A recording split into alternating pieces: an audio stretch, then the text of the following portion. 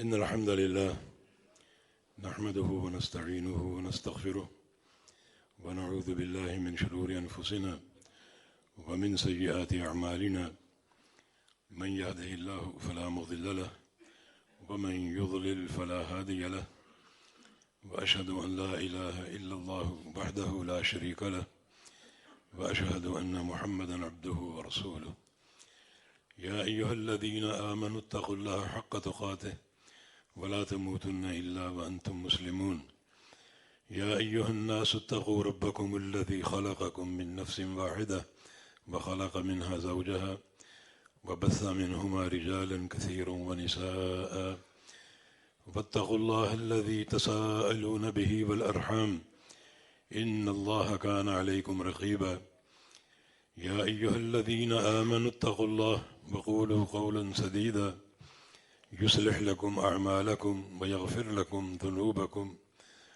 ومن يطع الله ورسوله فقد فاز فوزا عظيما أما بعد فإن أصدق الكلام كلام الله وأحسن الهدي هدي محمد صلى الله تعالى عليه وسلم وشر الأمور محدثاتها وكل محدثة بدعة وكل بدعة ضلالة وكل ضلالة في النار من يطع الله ورسوله فقد رشد واهتدى ومن يعص الله ورسوله فقد ضل وغوى اللهم صل على محمد وعلى آل محمد كما صليت على إبراهيم وعلى آل إبراهيم إنك حميد مجيد اللهم بارك على محمد وعلى آل محمد كما باركت على إبراهيم وعلى آل إبراهيم إنك حميد مجيد سبحانك لا علم لنا إلا ما علمتنا إنك أنت العليم الحكيم رب اشرح لي صدري ويسر لي أمري واحلل عقدة من لساني يفقه قولي لقد قال الله سبحانه وتعالى بعد أعوذ بالله من الشيطان الرجيم من همزه ونفخه ونفسه بسم الله الرحمن الرحيم إن الذين آمنوا وعملوا الصالحات كانت لهم جنات الفردوس نزلا خالدين فيها لا يبغون عنها حولا قل لو كان البحر مدادا لكلمات ربي لنفد البحر قبل أن تنفد كلمات ربي ولو جئنا بمثله مددا قل إنما أنا بشر مثلكم يوحى إلي أنما إلهكم إله واحد فمن كان يرجو لقاء ربه فليعمل عملا صالحا ولا يشرك بعبادة ربه أحدا قرآن و حدیث میں ہمیں یوم آخرت سے ڈرایا گیا ہے، کہیں اس کو یوم عسیر کہا گیا، بہت ہی مشکل دن، اور کہیں یوم عظیم، بہت ہی بڑا اور بھاری دن، اور کہیں اس کے عذاب کو عذاب علیم کہا گیا، عذاب مہین کہا گیا، عذاب عظیم کہا گیا، اور کہیں اس کو یوم ثقیل، بہت ہی بوجھل اور بھاری دن کہا گیا۔ اس دن کا آغاز اللہ تعالیٰ کے ایک اعلان سے ہوگا۔ یہ اس کا فضل ہے کہ اس نے ہمیں اس اعلان کی اطلاع دے دی ہے کہ وہ اعلان میں نے کیا کرنا ہے۔ یہ اعلان حساب و کتاب سے قبل ایک مقدمے کے طور پر ہوگا۔ قال اللہ فرمائے گا ھذا یوم ینفع الصادقین صدقہم، کہ آج کا دن وہ دن ہے جس دن صرف سچے لوگوں کو ان کا سچ نفع دے گا۔ یعنی آج کے دن کی کامیابی صادقین کے لیے ہے، جو ان کا صدق دنیا میں تھا وہ ان کے کام آئے گا، ان کو نفع دے گا۔ باقی کوئی شخص اور کوئی جماعت کامیاب نہیں ہوگی. صرف صادقین کو ان کا صدق نفع دے گا اور ان کی حقیقی کامیابی پر منتج ہوگا. یہ خبر ہمیں حاصل ہو گئی قرآن حکیم کے ذریعے. اب ہم پر ایک ذمہ داری عائد ہوتی ہے کہ ہم صادقین میں سے ہو جائیں اور صدق کو اپنا شعار بنا لیں. اللہ تعالیٰ کا فرمان ہے وَكُونُوا مَعَ الصَّادِقِينَ، صادقین کے ساتھ ہو جاؤ، صادقین میں شامل ہو جاؤ اور صادقین کے زمرہ میں اپنے آپ کو داخل کر لو. جو صادقین کی فہرست ہے اس میں اپنے نام کا اندراج کرا لو. یہ حکم بھی اللہ تعالیٰ کی طرف سے صادر ہو گیا. تو ضروری ہے کہ ہم اخروی کامیابی کے لیے صدق کو اپنائیں، اور ضروری ہے کہ آج دنیا کی زندگی میں صادقین میں شامل ہو جائیں.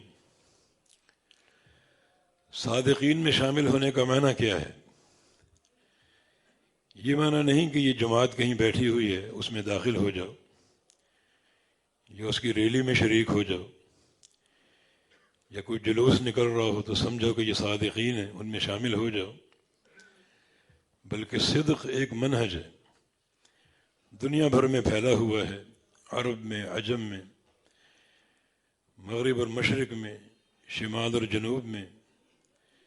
یہ ایک منہج، ایک شعار ہے جو دنیا بھر میں موجود ہے، منتشر ہے اور پھیلا ہوا ہے. اس منہج کے حاملین کے کچھ اوصاف ہیں، وہ اوصاف اگر پیدا کر لو تو آپ صادقین میں شامل ہو جاؤ گے. ویسے بھی دین اسلام کا عمل جو ہے وہ اجتماعی ہے. ضروری ہے کہ ایسے گروہ میں ہمارا نام شامل ہو جو سچے لوگوں کا گروہ ہے. ہم وہ اوصاف اپنا لیں جو صادقین کے اوصاف ہیں، تو یقیناً یہی کامیابی کا ایک واحد سہارا ہے جس کو شریعت نے جا بجا ذکر کیا اور بیان کیا. قرآن حکیم میں اور احادیث میں بھی یہ فہم ہمیں حاصل ہوتا ہے کہ اس گروہ میں شمولیت ضروری ہے. یوسف علیہ السلام کی دعا توفنی مسلما والحقنی بالصالحین، کہ یا اللہ مجھے مسلمان ہو کر موت دیجیے اور مرنے کے بعد مجھے صالحین میں، صادقین میں شامل فرما دیجیے. معنی انفرادیت نہیں بلکہ اس جماعت میں شمولیت طلب کی گئی کہ صادقین کی جماعت میں، صالحین کی جماعت میں میرا نام بھی ہو اور ان کے ساتھ میرا حشر بھی ہو. سورہ آل عمران کے آخر میں جو نیک لوگوں کی دعائیں کچھ ذکر ہوئی ہیں ان میں ایک دعا یہ بھی ہے، اللہ تعالیٰ سے استغفار کی طلب کے بعد وَكَفِّرْ عَنَّا سَيِّئَاتِنَا وَتَوَفَّنَا مَعَ الْأَبْرَارِ، کہ اللہ ہمیں ابرار میں شامل کر کے موت دینا. ابرار بر کی جمع ہے اور بر کا معنی نیک لوگ، نیک لوگوں میں شامل کر کے موت دینا. جو نیک لوگوں کا قافلہ ہے اس قافلے میں ہمارا اندراج ہو جائے، اس میں شامل ہو جائیں، پھر ہمیں موت دینا. فطر کی دعا آپ پڑھتے رہتے ہیں روزانہ، اللہم اہدنی فی من ہدیت وعافنی فی من عافیت وتولنی فی من تولیت وبارک لی فیما اعطیت. اے اللہ مجھے ہدایت دے دے ان بندوں میں شامل کر کے جو تیرے ہدایت یافتہ ہیں. وعافنی فی من عافیت، مجھے عافیت دے دے ان بندوں میں شامل کر کے جن کو تو نے عافیت دے رکھی ہے. وتولنی فی من تولیت، اور میرا کارساز بن جا ان بندوں میں شامل کر کے جن کا تو کارساز بن چکا ہے۔ تو یہاں بھی اس جماعت میں شمولیت کی طرف اشارہ ہے۔ جو نفس مطمئنہ مرتی ہے، فوت ہوتی ہے، اس کے لیے بھی یہی فہم سامنے آتا ہے، یا ایتھا النفس المطمئنہ ارجعی الی ربک راضیۃ مرضیہ فادخلی فی عبادی وادخلی جنتی۔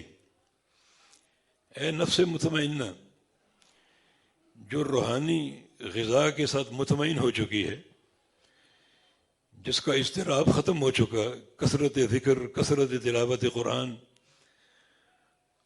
اور نمازوں اور نوافل کی ادائیگی سے اطمینان حاصل کر چکی، اب تیرا آخری وقت آ چکا، تو ارجع الی ربک راضیۃ مرضیہ، لوٹ جا اپنے رب کی طرف اس طرح، اس حال میں کہ تو مجھ سے راضی ہے اور وہ تجھ سے راضی۔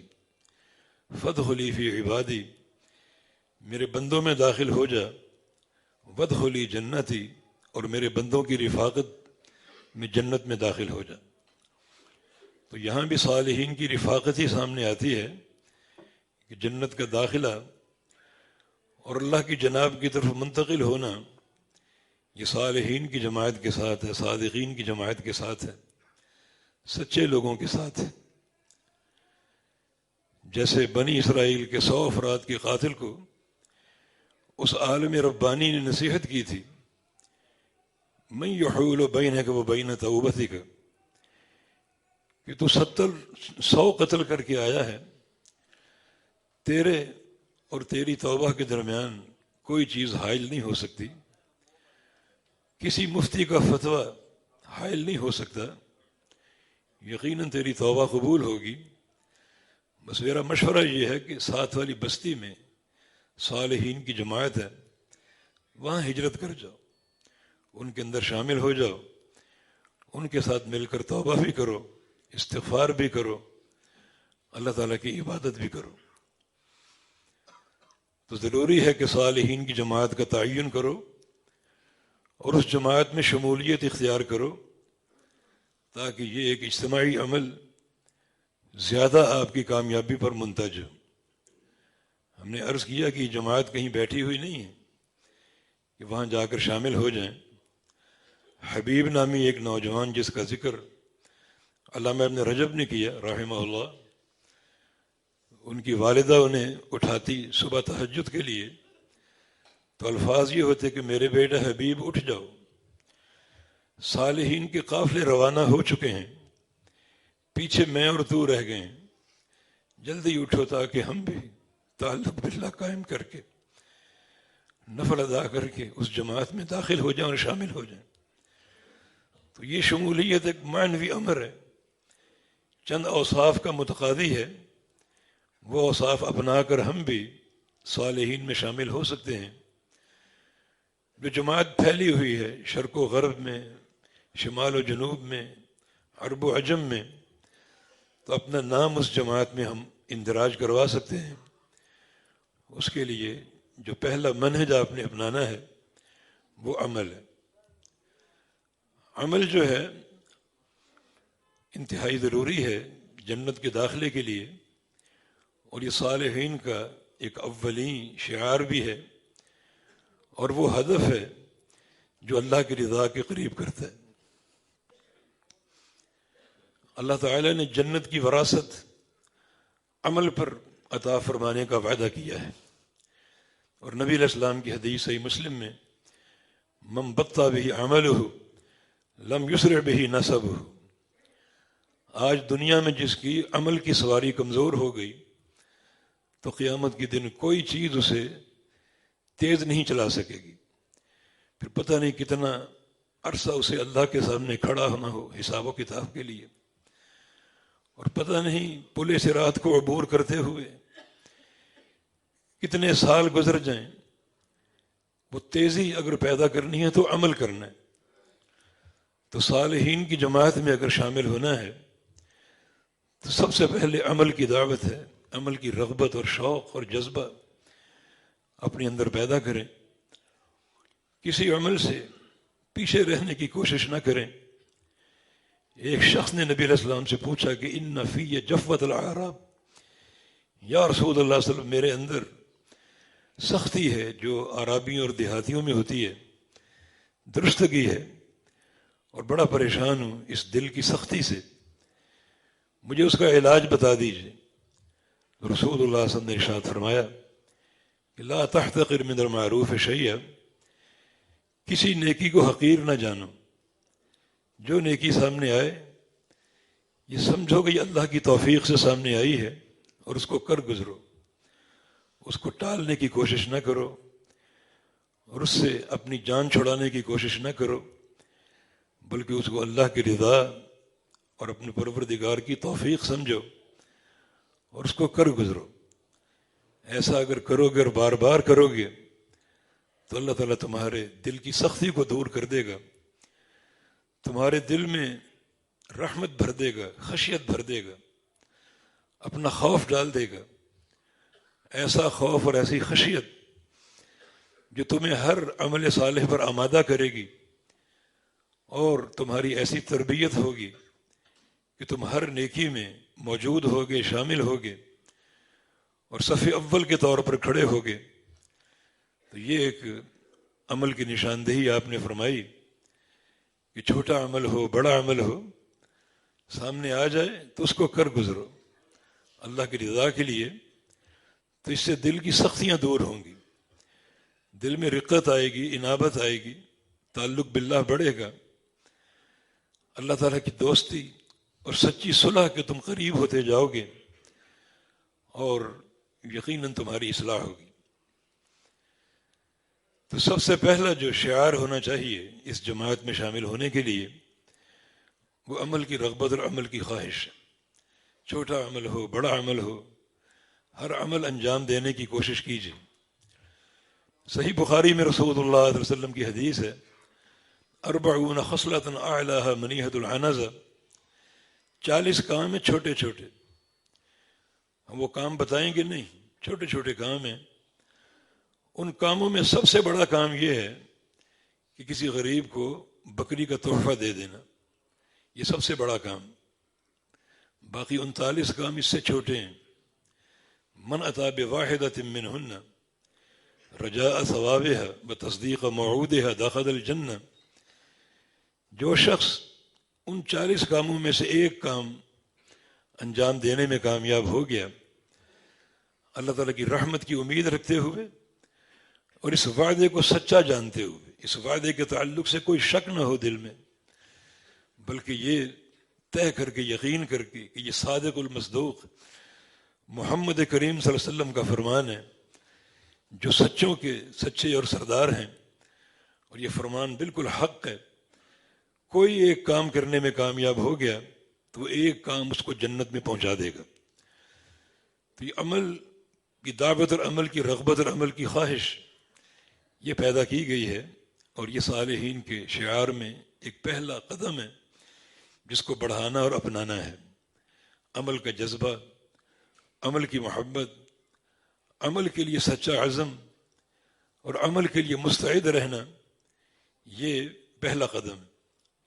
اس کے بعد جو دوسرا نقطہ ہے اسی صالحین کی جماعت میں اندراج کے لیے، خالی عمل سے آپ صالحین میں داخل نہیں ہوئے، سفر آپ نے شروع کر دیا ہے لیکن اس جماعت میں شامل نہیں ہوئے۔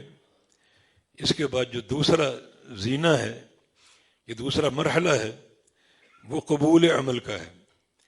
اللہ تعالیٰ اگر عمل کی توفیق دے دے تو پھر عمل کا آغاز ہو قبول عمل کے جذبے کے ساتھ، اس خواہش کے ساتھ کہ اللہ تعالیٰ میری ان ٹوٹی پھوٹی کاوشوں کو قبول کر لے، اللہ تعالیٰ کے یہاں شرف قبولیت حاصل ہو جائے۔ اور یاد رکھو قبولیت کے لیے 2 بنیادی شرطیں ہیں۔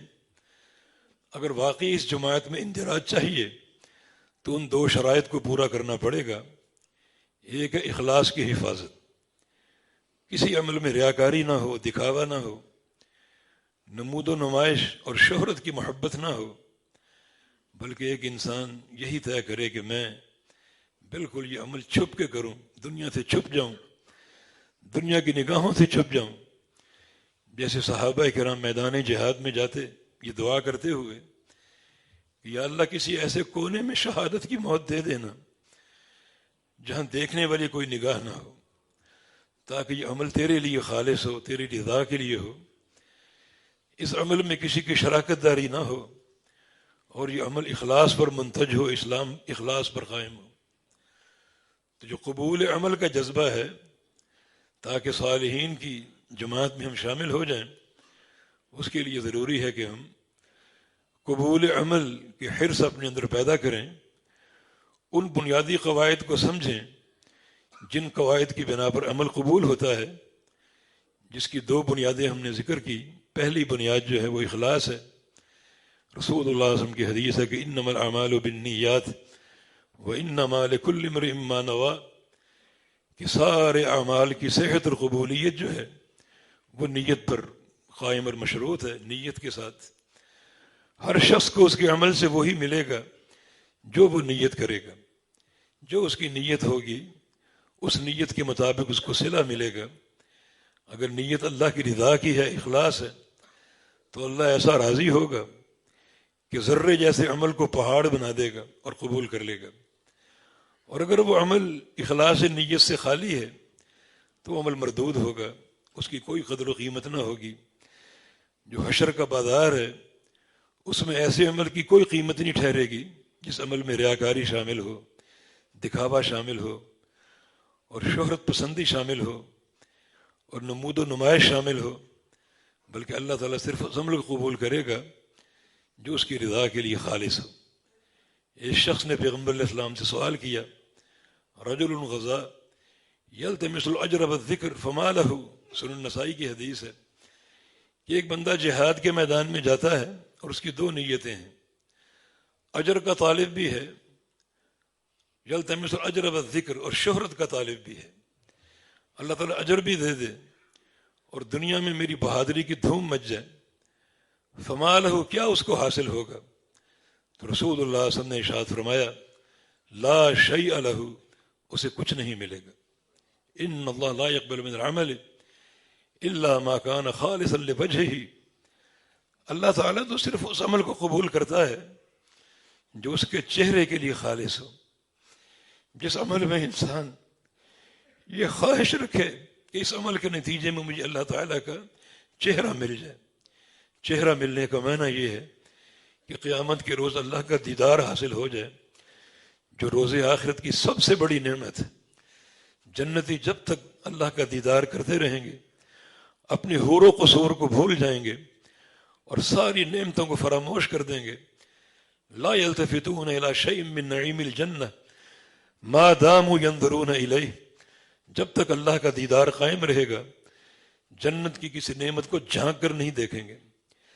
تو اللہ تعالیٰ وہ عمل قبول کرتا ہے جو اس کے چہرے کے لیے ہو۔ چہرے کے لیے ہونے کا معنی جس میں بندے کی خواہش اور نیت ہو کہ یا اللہ میرے اس عمل کے نتیجے میں اپنے مبارک چہرے کا مجھے دیدار عطا فرما دینا۔ اللہ تعالیٰ یہ دیدار مجھے بھی عطا فرما دے اور آپ سب کو عطا فرما دے۔ سب سے بڑی یہ نعمت عظمیٰ قیامت کی۔ تو فرمایا کہ ایسے شخص کو کچھ نہیں ملے گا جس کی دو نیتیں ہوں، دنیا کی شہرت بھی ہو، نام و نمود بھی ہو، اور اللہ تعالیٰ سے اجر کی خواہش بھی ہو، کچھ نہیں ملے گا۔ صرف اللہ تعالیٰ اس عمل کا اجر دے گا جو اس کی رضا کے لیے خالص ہو۔ تو یہ ایک ضروری اور لازمی بنیاد ہے قبول عمل کے لیے کہ عمل کرنے والا اللہ کے لیے مخلص ہو اور اس عمل میں کوئی اللہ کا شریک نہ ہو اور کسی قسم کی شراکت داری نہ ہو۔ دوسری بنیاد جو قبول عمل کی ہے، انسان پوری محنت کے ساتھ ایک عمل کے لیے ایک یقین پیدا کر لے کہ میں جو عمل کر رہا ہوں یہ بالکل میرے حبیب کبریا محمد مصطفیٰ صلی اللہ علیہ وسلم کی سنت کے مطابق ہے اور آپ کے طریقے کے مطابق ہے۔ اب دیکھیں یہ صالحین کا قافلہ کٹتا جا رہا ہے۔ عمل کی خواہش کی بات ہے تو بہت سے لوگ شامل ہو چکے ہوں گے، کروڑوں لوگ شامل ہو چکے ہوں گے، مگر جب اگلا مرحلہ آئے گا قبول عمل کا کہ عمل میں اخلاص پیدا کرو، تو بہت سے لوگ یہاں ناکام ہو جائیں گے جن کے دلوں میں ریاکاری ہے اور دکھاوے کا جذبہ ہے۔ وہ ساتھ نہیں چل پائیں گے، کٹ جائیں گے، وہ یہ جماعت چھوٹی ہو جائے گی۔ اس کے بعد جو تیسری شرط ہے اور وہ عمل میں سنت کی مطابقت، یہاں بھی لاکھوں لوگ فیل ہو جائیں گے۔ کسی کے سامنے باپ دادا کا مذہب ہے، کسی کے سامنے قوم برادری کا جو ہے وہ دھرم ہے، اور کسی کے سامنے کسی پیر و مرشد کی تعلیم ہے۔ اللہ کے پیارے پیغمبر کا نام ہی نہیں لیا جاتا، حالانکہ رسل مبشرین و منذرین لئلا یکون للناس علی اللہ حجۃ بعد الرسل، کہ لوگوں ایک بات پلے سے باندھ لو، میں نے اپنی حجت تم پر تمام کی ہے اپنے انبیاء کے ذریعے، کسی باپ دادا کے ذریعے نہیں اور کسی قوم برادری کے ذریعے نہیں۔ میں نے مبعوث کیا ہے گروہ انبیاء کو، اور میری حجت تم پر قائم ہے ان انبیاء کی تعلیمات کے ذریعے۔ یہ تو اٹل فیصلہ موجود ہے۔ تو اس کے بعد اگر ہماری خواہش یہ ہو کہ باپ دادا کا منہج ہو اور قوم برادری کا عقیدہ اور عمل ہو اور فلاں امام اور فلاں پیر و مرشد کی تعلیم ہو، تو پھر اس نقطے پر آ کر لاکھوں کروڑوں لوگ کٹ جائیں گے۔ جو قافلہ روانہ ہوا تھا اربوں لوگوں کے ساتھ، پہلی شرط پر ہزاروں اور لاکھوں لوگ نکل گئے اور کٹ گئے، دوسری شرط پر مزید لاکھوں اور کروڑوں لوگ نکل گئے اور یہ قافلہ مختصر رہ گیا۔ اور واقعی صالحین کی تعداد بہت کم ہوتی ہے، قلیل من عبادی الشکور، میرے صالح بندے بہت تھوڑے ہوتے ہیں، بہت کم ہوتے ہیں۔ تو یہ تعداد اب کم ہوتی جا رہی ہے جو جو شرائط میں اضافہ ہو رہا ہے۔ پہلے بات عمل کی تھی، عمل کی حرص بہت لوگوں میں ہے اور لوگ عمل کرنا چاہتے ہیں، لیکن جب قبول عمل کی بات آتی ہے تو قبول عمل کی شرائط پر بہت سے لوگ کٹ جاتے ہیں۔ یا اخلاص کی کمی ہے، یا سنت رسول کی مطابقت کا فقدان ہے، اور اس کے بغیر اگر عمل کرو گے تو قیامت کے دن کوئی پذیرائی نہ ہوگی۔ رب سمین لا یذن عند اللہ جناح بعوضہ، میدان محشر میں قیامت کے دن بڑے بڑے بھاری بھرکم لوگ آئیں گے، موٹے زیادہ جسے ان کے ہوں گے، نیکیوں کے ساتھ آئیں گے۔ اللہ تعالیٰ کی طرف سے آرڈر ہوگا ان کو ڈال دو میرے ترازو کے پلڑے میں۔ وزن کرتے ہیں ان کی شخصیت کا اور ان کے اعمال کا، لیکن جب تولا جائے گا تو لا یذن عند اللہ جناح بعوضہ، ان کا وزن ایک مچھر کے پر کے برابر بھی نہیں ہوگا۔ یہ کہاں گئی جسامت اور قدامت، کہاں گیا یہ طول و عرض ان کا، اور کہاں گئے ان کے اعمال؟ سارے ہباء منصورہ ہو گئے، کیونکہ عمل تو تھے، عمل کا جذبہ بھی تھا، عمل کی خواہش بھی تھی، لیکن قبول عمل میں صفر ہو گئے۔ یہ یا اخلاص کا فقدان تھا، یا پیغمبر علیہ السلام کی سنت اور آپ کے طریقے کی معرفت کا فقدان تھا۔ اپنے آپ سے پوچھیے، آج ہم نماز پڑھتے ہیں، نماز میں کیا ہمارا ذہن اور کیا ہماری نیت ہے؟ کیا ہمارے پاس اللہ کے پیارے پیغمبر کی مسنون نماز کا نقشہ ہے؟ اول سے آخر تک نماز میں اللہ کے پیغمبر کی سنت کی تطبیق ہے؟ یا جب ہم نماز پڑھتے ہیں تو باپ دادا کی نماز سامنے ہوتی ہے یا قوم برادری کی نماز سامنے ہوتی ہے؟ میرے دوست اور بھائیوں، اس نیت کے ساتھ اگر نماز پڑھو گے کہ ابا حضور بھی اسی طرح پڑھا کرتے تھے اور دادا بھی اسی طرح پڑھا کرتے تھے، وہ نماز اگر صحیح بھی پڑھ جاؤ تو اللہ تعالیٰ قبول نہیں کرے گا۔ اللہ کی حجت کسی باپ دادا کے ذریعے نہیں بلکہ محمد مصطفیٰ کے ذریعے پوری ہوئی ہے صلی اللہ علیہ وسلم۔ جب تک آپ کی پیروی کا ہدف نہ ہوگا، اول سے آخر تک پوری نماز میں آپ کی سنت کی تطبیق کا عقیدہ اور جذبہ نہ ہوگا، وہ نماز قابل قبول نہیں ہوگی۔ لقد کان لکم فی رسول اللہ اسوۃ حسنہ، تمہارے لیے مثال اور آئیڈیل اور نمونہ اور کوئی شخصیت نہیں ہے، صرف ایک ہی شخصیت ہے، اور وہ محمد الرسول اللہ صلی اللہ علیہ وسلم کی شخصیت ہے۔ یہاں طلباء العلم موجود ہوں گے، اس عبارت کی ترتیب پر وہ غور کریں، یہ تقدیم و تاخیر کس طرح حسر کا فائدہ دیتی ہے اور تاکید کا فائدہ دیتی ہے۔ اس علمی بحث کا نچوڑ یہ ہے کہ لوگوں، تمہارے لیے نمونہ، مثال صرف اور صرف محمد کریم صلی اللہ علیہ وسلم ہے اور کوئی نہیں۔ وَإِن تُطِيعُوهُ تَهْتَدُوا، تمہاری ہدایت مشروط ہے میرے پیارے پیغمبر کی اطاعت پر، ان کی اطاعت کرتے جاؤ، ان کی پیروی کرتے جاؤ تو تم ہدایت یافتہ ہو، اور جو تم نے ان کی اطاعت سے انحراف کیا، گریز کیا، تو تم ہدایت سے نکل جاؤ گے اور تمہاری ہدایت کی کوئی ضمانت نہ ہوگی۔ اللہ کے پیارے پیغمبر یہی بات اپنی زندگی کے آخری ایام میں بار بار فرما کر گئے، ترکت فیکم امرین لن تضلوا ما تمسکتم بہما کتاب اللہ و سنتی، تمہارے بیچ دو چیزیں چھوڑ کر جا رہا ہوں، جب تک انہیں تھامے رہو گے کوئی دنیا کی طاقت تمہیں گمراہ نہ کر سکے گی، تم حق پر قائم رہو گے، حق پر جیو گے، حق پر مرو گے، لیکن ان دو چیزوں کو تھامے رکھنا، کتاب اللہ، ایک ہاتھ میں قرآن ہو بسنتی، دوسرے ہاتھ میں میری سنت ہو، جب تک یہ تمسک برقرار رہے پوری مضبوطی کے ساتھ، تمسکوا بہا وعضوا علیہا بالنواجذ، اپنے ہاتھوں میں پکڑ لو اس کتاب و سنت کو، اور کبھی محسوس کرو کہ ہاتھوں کی گرفت ڈھیلی پڑ سکتی ہے، کمزور پڑ سکتی ہے، تو کتاب و سنت کو پھر اپنی داڑھوں میں دبا لو تاکہ گرفت اور پکی ہو جائے اور چھوٹنے نہ پائے۔ تو یہ ضروری نقطہ ہے۔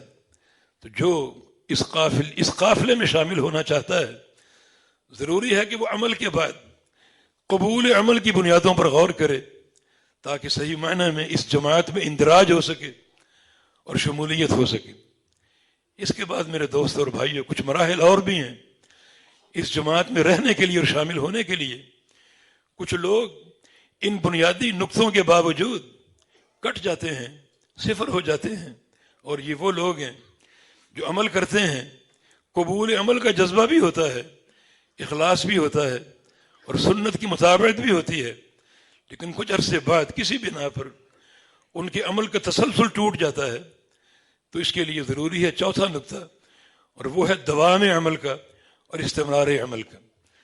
جس جد و جہد کا آپ نے آغاز کیا تاکہ صالحین کے قافلے میں آپ کا نام آ جائے، تو اس عمل میں ہمیشگی پیدا کرو، تسلسل اور دوام پیدا کرو۔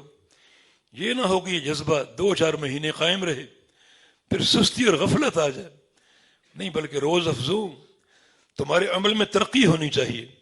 ایک سچے مومن کا آنے والا دن گزرے دن سے بہتر ہوتا ہے، اور وہ گزرے دن کی کوتاہیوں پر غور کر کے آنے والے دن میں ان کوتاہیوں کو دور کرتا ہے، اور اس کا جو وقت آگے بڑھتا ہے بہتری آتی جاتی ہے۔ یہ ایک مومن کی علامت ہے۔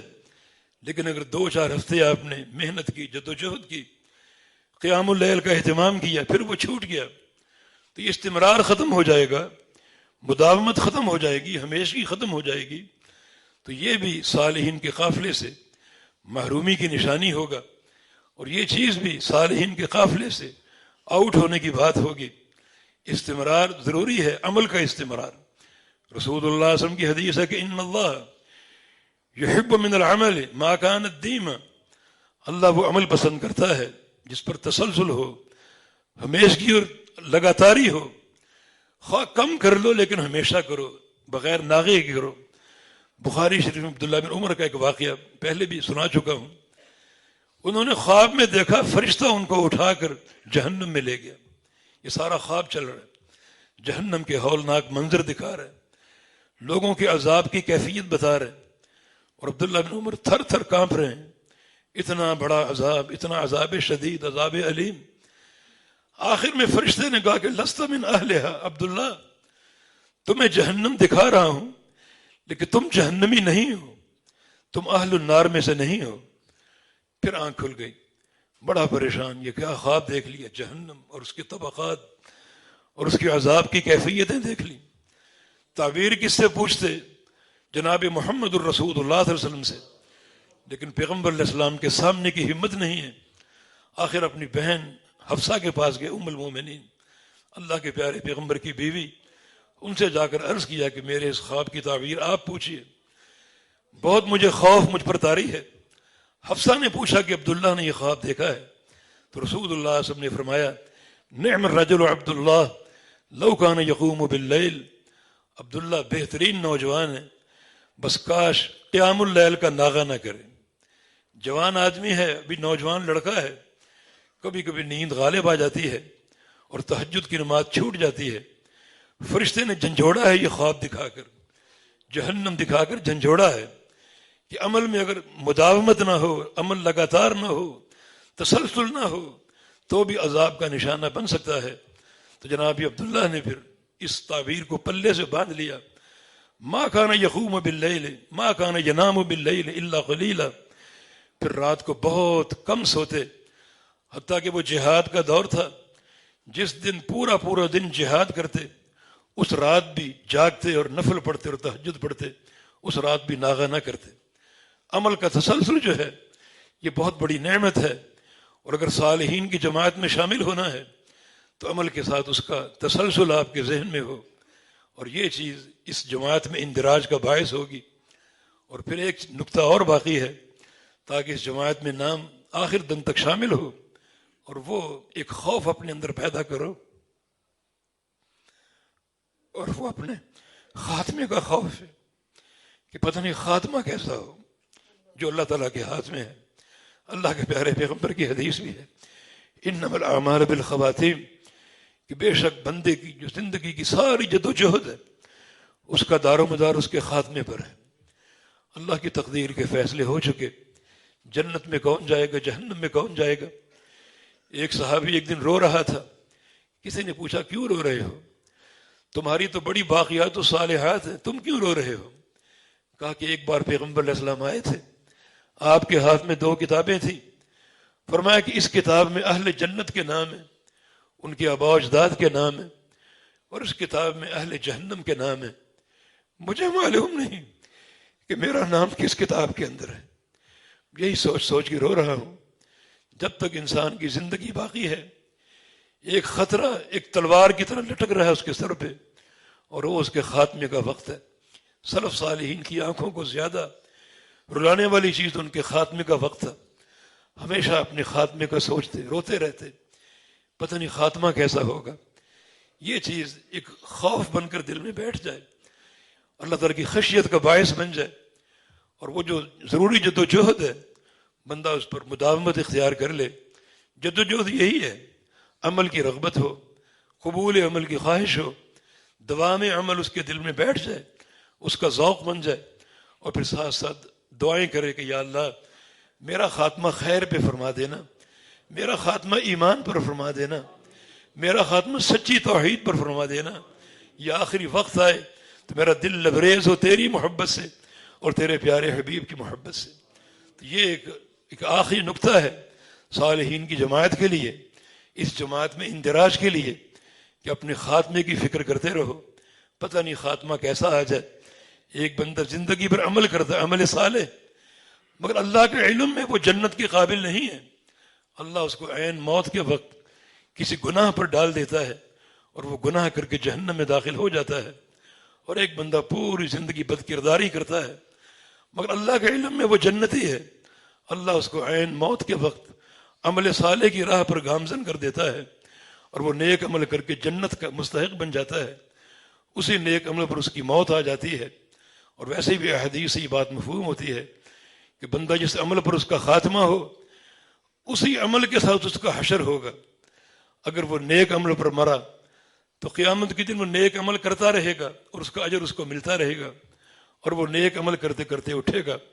برے عمل پر مرا تو قیامت کے دن اس برے عمل پر وہ اٹھے گا، اور قیامت کے قائم ہونے تک اسی برے عمل کا اس کو گناہ ملتا رہے گا۔ اللہ کے پیارے پیغمبر صحابی احرام باندھے ہوئے حج کر رہا تھا، میدان عرفات میں تلبیہ پڑھ رہا تھا، اچانک اپنی اونٹی سے گر گیا گردن کے بل اور شہید ہو گیا۔ رسول اللہ صلی اللہ علیہ وسلم نے ارشاد فرمایا کفنوہ فی ثوبیہ، اس کو احرام کی چادروں میں کفن دے دو، الگ احرام لینے کی ضرورت نہیں ہے۔ ولا تخمروا راسہ، اس کا سر نہ ڈھانپنا، ولا تحنثوہ، اور اس کو خوشبو نہ لگانا۔ احرام کی چادروں میں اس کو کفن دے دو، سر نہ ڈھانپنا کیونکہ حاجی کا سر ننگا ہوتا ہے، اور خوشبو نہ لگانا کیونکہ احرام والا خوشبو نہیں لگا سکتا۔ یہ سب اس لیے کہ فَإِنَّهُ يَأْتِي يَوْمَ الْقِيَامَةِ مُلَبِّيًا، جب قیامت قائم ہوگی تو یہ شخص تلبیہ پڑھتے ہوئے اٹھے گا، دنیا نفسی نفسی کر رہی ہوگی، اور یہ لبیک اللہم لبیک پکار رہا ہوگا، کیونکہ ایک نیکی پر اس کی موت آ گئی۔ تو یہ خاتمہ خیر کا طلب کرنا چاہیے۔ بہت سے بزرگوں کو ہم جانتے ہیں سجدے میں فوت ہو گئے، بہت سے بزرگوں کو جانتے ہیں نیک اعمال کرتے کرتے فوت ہو گئے۔ نبی علیہ السلام کی حدیث ہے کہ یأتی شہید یوم القیامہ وأوداجہ تشجب دما، اور اللون لون الدم والریح ریح المسک، شہید انسان قیامت کے دن اس شان سے آئے گا کہ اس کی شاہ رگ کٹی ہوگی، خون ابل رہا ہوگا، رنگ تو خون کا ہوگا لیکن خوشبو جنت کی کستوری کی ہوگی. وہ ایک نیک عمل کرتے کرتے مرا، اسی عمل پر اس کا حشر ہوا، اسی عمل کے ساتھ وہ اٹھے گا، لیکن اللہ تعالیٰ اس کا صلہ اس کو عطا فرما دے گا. دنیا دیکھے گی کہ اس کے خون سے جنت کی کستوری کی خوشبو آ رہی ہے. یہ وہ شخص جو شہید ہوا تھا اور جس کی شہادت اللہ نے قبول کر لی تھی. اس کی شہادت اخلاص پر تھی، سنت کی مطابقت پر تھی، سچے عقیدے کے ساتھ تھی. تو یقیناً یہ آخری نقطہ تاکہ صالحین میں نام ہمارا شامل رہے اور اس کا اندراج رہے. قرآن و حدیث کی روح سے یہ بات معلوم ہوتی ہے کہ جنت کا داخلہ بھی گروہوں کے ساتھ ہوگا، انفرادی نہیں ہوگا، جماعتوں اور گروہوں کے ساتھ ہوگا، جس کا ثبوت قرآن کی ایک آیت وسیق الذین اتقوا ربہم الی الجنۃ زمرا، چلائے جائیں گے وہ لوگ جنہوں نے تقوی اختیار کیا جنت کی طرف گروہ در گروہ، جماعت در جماعت روانہ ہوں گے، گروہ در گروہ روانہ ہوں گے. تو یقیناً اسی جماعت میں ان اوصاف کے ساتھ اپنی شمولیت اختیار کر لو تاکہ مرنے کے بعد اسی جماعت میں شمولیت ہو جائے، اسی جماعت میں اندراج ہو جائے اور پھر ان کی رفاقت حاصل ہو جائے اور قیامت کی اسی جماعت کی رفاقت میں اور معیت میں جنت کا داخلہ مل جائے. ایک صحابی نے تو بڑی عظیم خواہش کر دی، نبی علیہ السلام کی خدمت کر رہا تھا، فرمایا کہ سل تعطی، مانگو تمہیں دیا جائے گا، دعا کروں گا اللہ تمہیں عطا فرما دے. سوچ سمجھ کر ایک خواہش کا اظہار کیا کہ اسألک مرافقتک فی الجنہ، یا رسول اللہ صلی اللہ علیہ وسلم میری طلب یہ ہے کہ جنت ہو اور جنت کے اندر آپ کی رفاقت ہو، آپ کی صحبت مل جائے جنت کے اندر بھی، صبح و شام آپ کو دیکھوں اور صبح و شام آپ کا دیدار کروں. فرمایا کہ اعنی علی نفسک بکثرۃ السجود، یہ بلند مقام اگر چاہتے ہو تو کثرت سے نوافل ادا کرو، بہت زیادہ سجدے کرو، بہت زیادہ سجدوں کی برکت سے اللہ تعالیٰ تمہیں جنت بھی عطا فرما دے گا اور جنت کا داخلہ بھی عطا فرما دے گا. آخر میں صحیح بخاری کی ایک حدیث جس میں جنت میں ایک جماعت کے داخل ہونے کا ذکر ہے. یا اللہ ہم سب کو اس جماعت میں شامل فرما دے، ہم سب کا اس جماعت میں داخلہ عطا فرما دے، وہ منہج عطا فرما دے جو ہمیں اس جماعت کے قابل بنا دے. رسول اللہ صلی اللہ علیہ وسلم نے ارشاد فرمایا اول زمرن تاج الجنہ وجوہہم کالقمر لیلۃ البدر، میری امت کا پہلا گروہ، پہلا لشکر اور پہلی جماعت جو جنت میں داخل ہوگی اور ان کے چہرے 14ویں کے چاند کی طرح روشن ہوں گے. یہ پہلا گروہ جو داخل ہوگا اور چہرے ان کے 14ویں کے چاند کی طرح روشن ہوں گے. نبی علیہ السلام نے ان کی ایک صفت بیان کی، بس وہ صفت قابل غور ہے. قلوبہم علی قلب رجل واحد، ان سب کے دل جو ہیں وہ ایک شخص کے دل کی مانند ہوں گے. وہ افراد تعداد میں لاکھوں ہو سکتے ہیں، کروڑوں ہو سکتے ہیں، لیکن جب ان کے دلوں کو آپ ٹٹولیں گے تو لگے گا کہ یہ دل ان کروڑوں افراد کے نہیں ہیں بلکہ ایک ہی شخص کے ہیں. یہ ہے وحدت منہج، وحدت عمل، وحدت عقیدہ. ایک ہی عقیدہ، ایک ہی ان کی سوچ، ایک ہی ان کے عمل کا محور، سنت کی اتباع، اخلاص کی حفاظت، اور پھر وہ سارے شعار جو صالحین کی جماعت کے لیے ضروری ذکر کیے گئے. کوئی اختلاف نہیں، اختلاف فروع میں ہو سکتا ہے، وہ نقصان دہ نہیں ہے، کوئی ہاتھ باندھتا ہے، کوئی چھوڑتا ہے رکوع کے بعد، لیکن سب کا مستند دلیل ہے، اصل دلیل ہی ہے. یہ چھوٹی چھوٹی باتیں یہ اختلاف شمار نہیں ہوتی کیونکہ سب کے پاس دلیل ہے. تو دلیل کی بات جب ہوگی تو یہ منہج کی وحدت ہے. یہ پہلا زمرہ جو جنت میں داخل ہوگا، اللہ ان کے چہروں کو 14ویں کے چاند کے روشن کر دے گا، اور ان کی پہچان کیا ہے کہ ان کے دل شخص واحد کے دل کی مانند ہوں گے. وہ شخص عربی ہو یا عجمی ہو، شمال کا رہنے والا ہو یا جنوب کا رہنے والا ہو، مغرب کا ہو مشرق کا ہو، ایک ہی ان کا عقیدہ تھا، ایک ہی ان کی فکر تھی. اور یہ توحید اور عہد الحدیث کا شعار ہے. دنیا میں جہاں بھی چلے جائیں ایک ہی منہج آپ کو ملے گا، ایک ہی عقیدہ آپ کو ملے گا. حقیقت میں یہ جو شرف ہے، یہ جو فضیلت ہے اور یہ جو اونچا درجہ ہے کہ جنت کی پہلی جماعت 14ویں کے چاند کی طرح روشن ہوگی اور داخل ہوگی، ان کی علامت یہی ہے کہ ان کے دل شخص واحد کے دل کی مانند ہوں گے. اس کے بالمقابل بدعتی لوگ ہیں، مشرک لوگ ہیں. مشرق میں چلے جاؤ ان کا طور طریقہ اور ہے، پاکستان میں دیکھو ان کا طور طریقہ اور ہے. دیگر علاقوں میں افریقہ میں چلے جاؤ، ان کا طور طریقہ اور ہے. اختلاف ہی اختلاف ہے، قلبی اختلاف ہے، عمل کا اختلاف ہے. یہ اہل بدعت کا شعار ہے. ہمیشہ مختلف آپ کو ملیں گے، لیکن جو جنتی گروہ ہے، پہلا گروہ جس کو اللہ تعالیٰ یہ سعادت دے گا، ان کے چہروں کو چاند کی مانند روشن کر دے گا، ان کے دل شخص واحد کے دل کے مانند ہوں گے. علماء سے جڑ جائیے اور منہج کو پہچانیے. عقیدے کی سلامتی کیا ہے، عمل کی سلامتی کس چیز پر قائم ہے، اور وہ جو مناہج ہیں سچے لوگوں کے، صالحین اور صادقین کے، وہ کیا ہیں، ان کو آپ اپنا لیجئے. تو منہج ہمیشہ ایک ہی طرح آپ کو ملے گا.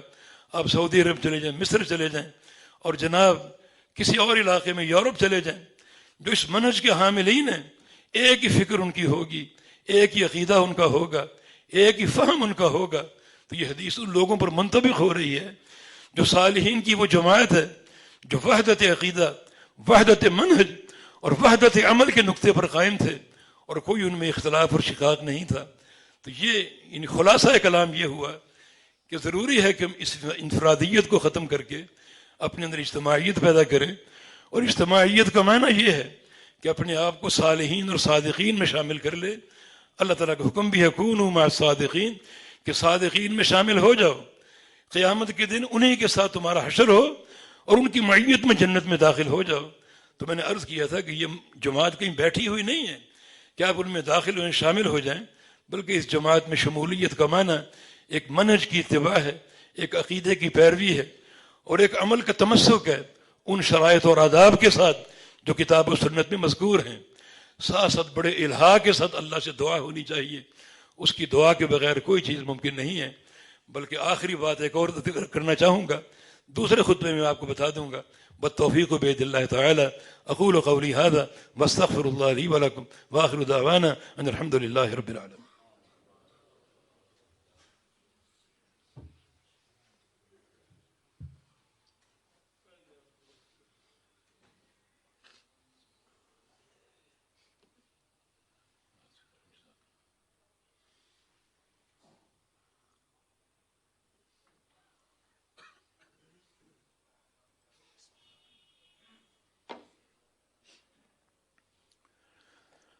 الحمد للہ والصلاۃ والسلام علی رسول اللہ وبعد. چونکہ اللہ تعالیٰ کو سب سے زیادہ محبت توحید سے ہے، یہ ایک فریضہ ہے، ایک شرط ہے صحت ایمان اور صحت عمل کے لیے اور جنت کے داخلے کے لیے. اور جو چیز بتانا چاہتا ہوں بطور نصیحت کے اپنے آپ کو اور آپ سب کو، کہ ہمارا ہر عمل بلکہ زندگی کی ہر حرکت توحید کے ساتھ منسلک ہو سکتی ہے. یہ سورہ فاتحہ میں ایاک نعبد و ایاک نستعین ہے. یا اللہ ہم تیری ہی عبادت کرتے ہیں، تیرے علاوہ کسی کی نہیں، اور تجھ ہی سے مدد طلب کرتے ہیں، تیرے علاوہ کسی سے نہیں. یہ ایاک نستعین جو ہے اس میں بڑا علم ہے اور بڑا منہج کے نکات ہیں. اگر غور کریں تو نکات آپ کو ملتے رہیں گے، کریدتے جائیں، علم سمیٹتے جائیں. تو ایک نقطہ استعانت کا ہے، اللہ تعالیٰ سے مدد طلب کرنے کا. اور عرض کر رہا ہوں کہ یہ نقطہ ہر عمل کے ساتھ مل سکتا ہے. آپ کے سامنے کوئی عمل آئے بلکہ کوئی زندگی کی حرکت آئے. یہ میں نے پانی طلب کیا ساتھی سے، تو اس نیت کے ساتھ اگر میں کر لوں کہ پانی مجھے اللہ کی مدد سے ملے گا، تو پانی تو پینا ہی اور پی بھی لیا، لیکن ساتھ ساتھ توحید شامل ہو گئی، اللہ تعالیٰ کی محبت کا راستہ مل گیا.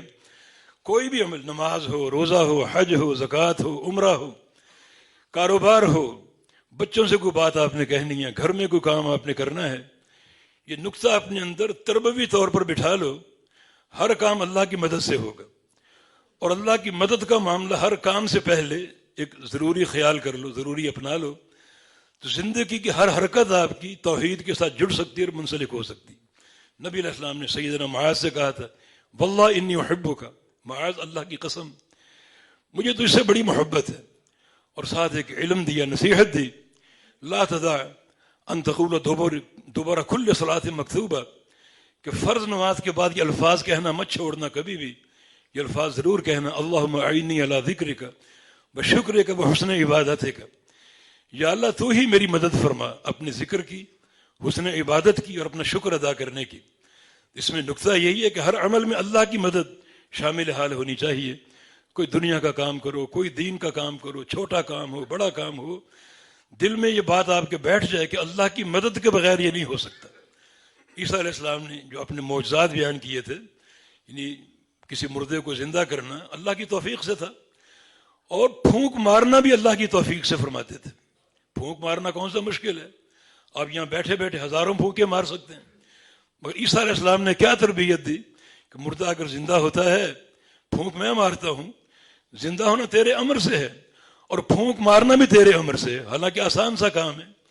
تو یہ اس پر اگر آپ غور کریں، اپنی زندگی میں اس کو شامل کر لیں، تو ہر حرکت، اٹھنا بیٹھنا، کھانا پینا، گھریلو امور، معاشرتی امور، کاروباری امور، اللہ کا ذکر، اللہ کی عبادت، یہ ساری کی ساری عقیدہ استعانت کے ساتھ جڑ سکتی ہے۔ ایاک نستعین، بہت بڑے اس میں علمی نکات ہیں اور بڑی اللہ تعالیٰ نے اس میں علم بھر دیا ہے۔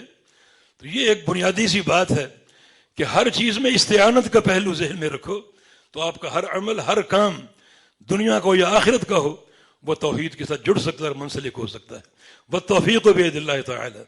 ان الحمد للہ نحمده ونستعینه ونستغفره ونعوذ باللہ من شرور انفسنا وسیئات اعمالنا من يهده الله فلا مضل له ومن يضلل فلا هادي له واشهد ان لا اله الا الله وحده لا شريك له واشهد ان محمدا عبده ورسوله يا ايها الذين امنوا اتقوا الله حق تقاته ولا تموتن الا وانتم مسلمون يا ايها الناس اتقوا ربكم الذي خلقكم من نفس واحده وخلق منها زوجها وبث منهما رجالا كثيرا ونساء واتقوا الله الذي تساءلون به والأرحام إن الله كان عليكم رقيبا يا أيها الذين آمنوا اتقوا الله وقولوا قولا سديدا يصلح لكم أعمالكم ويغفر لكم ذنوبكم ومن يطع الله ورسوله فقد فاز فوزا عظيما إن الله وملائكته يصلون على النبي يا أيها الذين آمنوا صلوا عليه وسلموا تسليما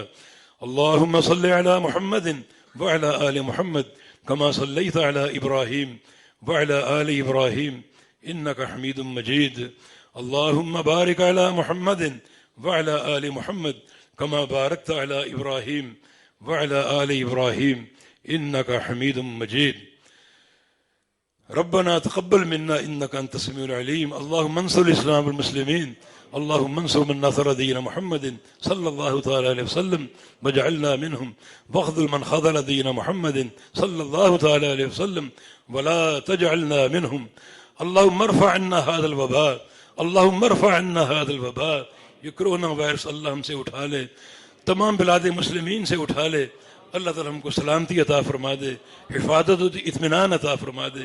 اللهم ارفع عنا هذا الوباء اللهم ارفع عنا هذا الوباء رب اغفر وارحم انت خير الراحمين ربنا تقبل منا انك انت السميع العليم وتب علينا انك انت التواب الرحيم برحمتك يا ارحم الراحمين وصلى الله على النبي۔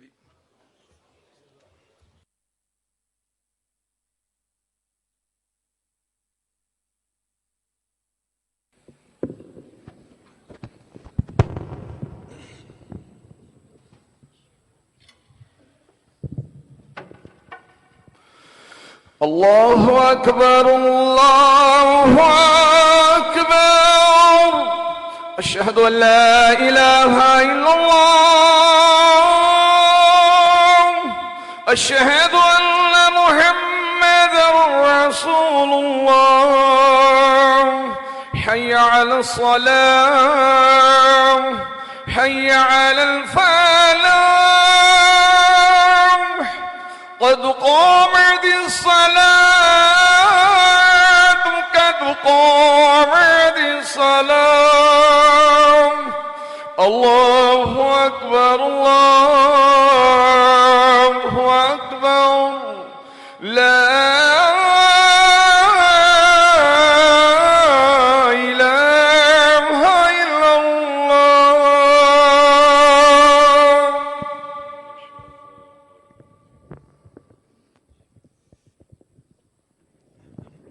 مل جائیے، صفیں درست کر لیجیے، اپنے پاؤں سیدھے قبلے کی طرف کریں، پاؤں کا کونا ملانا کافی نہیں ہے، پورا پاؤں ساتھ ملائیے، صفیں سیدھی کر لیں۔ جزاکم اللہ خیر، بارک اللہ فیکم۔ اللہ اکبر۔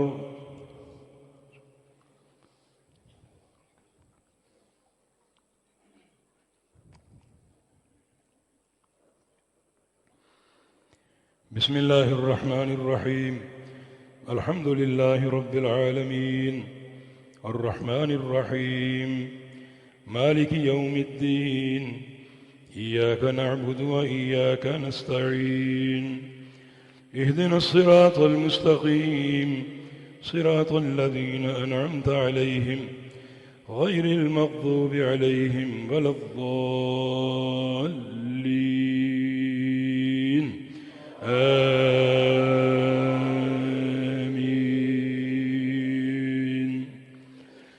بسم الله الرحمن الرحيم. سبح اسم ربك الأعلى الذي خلق فسوى والذي قدر فهدى والذي أخرج المرعى فجعله غثاء أحوى سنقرئك فلا تنسى إلا ما شاء الله إنه يعلم الجهر وما يخفى ونيسرك لليسرى فذكر إن نفعت الذكرى سيذكر من يخشى ويتجنبها الأشقى الذي يصلى النار الكبرى ثم لا يموت فيها ولا يحيا قد أفلح من تزكى وذكر اسم ربه فصلى بل تؤثرون الحياة الدنيا والآخرة خير وأبقى إن هذا لفي الصحف الأولى صحف إبراهيم وموسى. الله أكبر.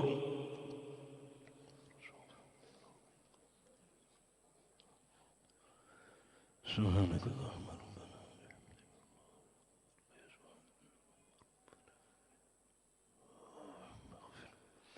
سمع الله لمن حمده ربنا لك الحمد حمدا كثيرا طيبا مباركا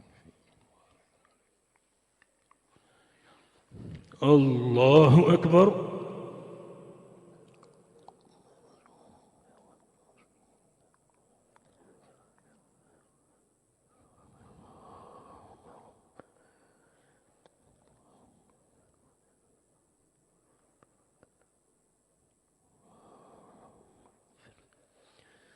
الله أكبر.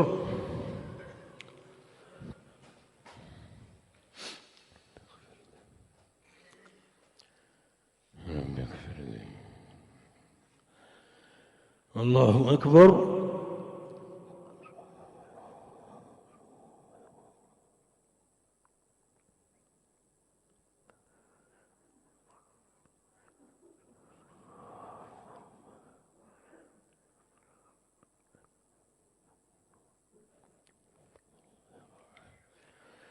الله أكبر.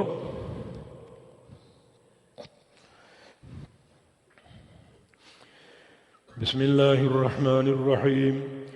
الحمد لله رب العالمين الرحمن الرحيم مالك يوم الدين إياك نعبد وإياك نستعين اهدنا الصراط المستقيم صراط الذين أنعمت عليهم غير المغضوب عليهم ولا الضالين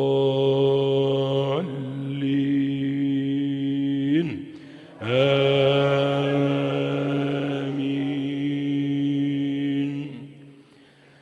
بسم الله الرحمن الرحيم.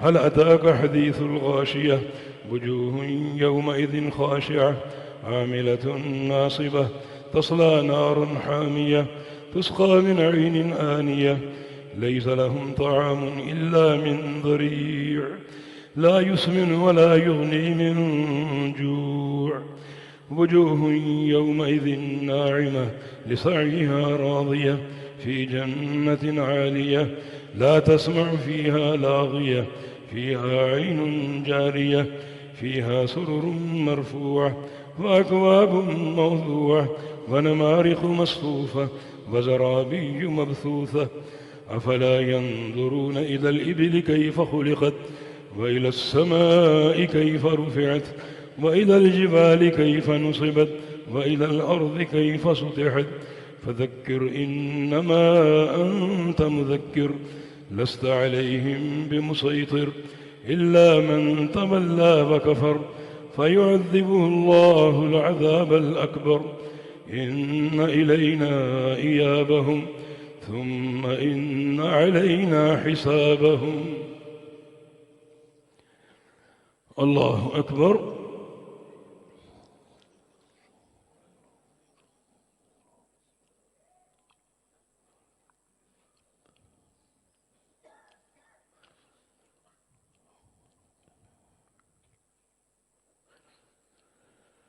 سمع الله لمن حمده.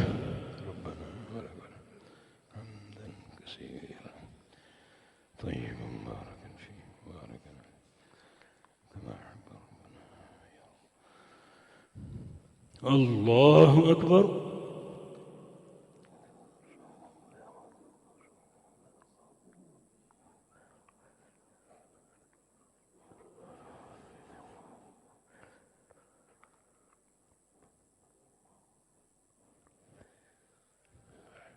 الله أكبر.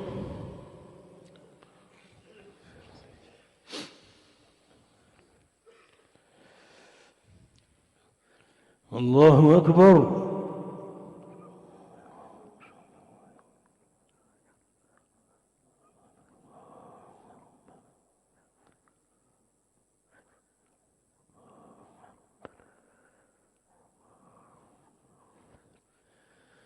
الله أكبر.